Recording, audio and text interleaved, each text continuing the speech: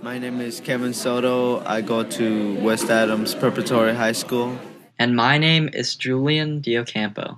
Kevin and I met at West Adams Preparatory School, and at first glance, Kevin and I seem very different. For one, I'm Asian, and Kevin is Hispanic. I want to become a psychologist. Kevin wants to become a police officer. My parents are immigrants from the Philippines. Kevin's family has lived in Los Angeles for decades. The city where I grew up has a median income over 3 times that of Kevin's neighborhood. Pretty different, right? And perhaps the biggest difference of all was that I was sent to West Adams to stick a microphone in Kevin's face and ask him a bunch of questions about how different he was. He was supposed to be my key to understanding South LA. At least, that was the idea. This is what our conversation sounded like. Are you ready? You're probably already forming expectations about what he'll talk about, right? Gangs, poverty, drugs, crime, race. These things hung in the air before the interview. I knew it wasn't reasonable to expect him to talk about these things, but at the same time, I didn't expect him to say that the most notable thing about living in the neighborhood was the weather. My favorite part is basically the weather and basically the people around because they seemed as a good it seems as a good neighborhood to live there. Yes, the weather. Kevin talked about the weather a lot. One thing that came into my mind is that the weather because from what I heard people like the weather in this neighborhood in Los Angeles the best. In fact, when I asked Kevin about what LA was like when his parents were his age, he said it was depressing.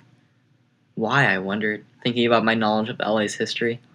Was it because of the poverty rates at the time? The rising drug trade? The gang violence or Reagan-era destitution? No, Kevin said. It was because of the weather. Back then, maybe they didn't care as much as the environment. That's why there were more. It was more foggy. There were more smoke in the skies and everything. So now it's more of a happy environment. Now, let's get this out of the way. I am not a racist, sexist, homophobe, bigot, transphobe, jingoist, or fascist. As a generation, we're afraid. Afraid that we'll be called one of the horrible things I just listed. This isn't necessarily a bad thing. I don't want to live in a world filled with bigotry and hatred. But at the same time, I wonder if our political correctness is inhibiting our ability to have progressive, intelligent discourse on the subconscious biases we carry around. I am not a racist. I am not a classist. And I knew this going into the interview. And yet, why were my expectations so colored with preconceived notions of race and class? I could point fingers at the media or at the culture at large, so to speak, but I don't want to shift the blame, or even place blame on anyone, including myself. Instead, I want to ask why. Why did I expect Kevin to be anything other than another suburban teenager like me? Why didn't I expect Kevin to say anything but great things about his neighborhood? Why do we have all these associations and expectations in the first place? We can read about tolerance until our PC straitjackets suffocate us. We can be lectured and have it drilled into our heads. But what meeting Kevin really taught me was that tolerance comes from dialogue. The type of dialogue that lets you question your own cognitive and racial biases, subtle as they may be. So let's try this again. Kevin and I are very similar. Just like South LA is actually pretty similar to my hometown of Scottsdale, Arizona. We've got friendly people, as I'll let Kevin tell you.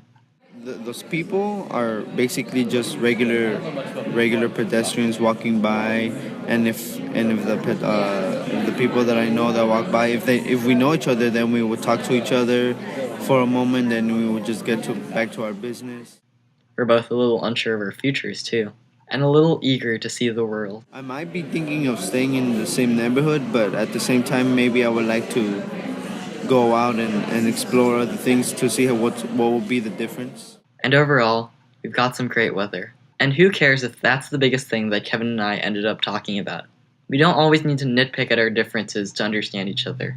Sometimes a mutual appreciation of a beautiful sunny California day is all we need to connect with each other.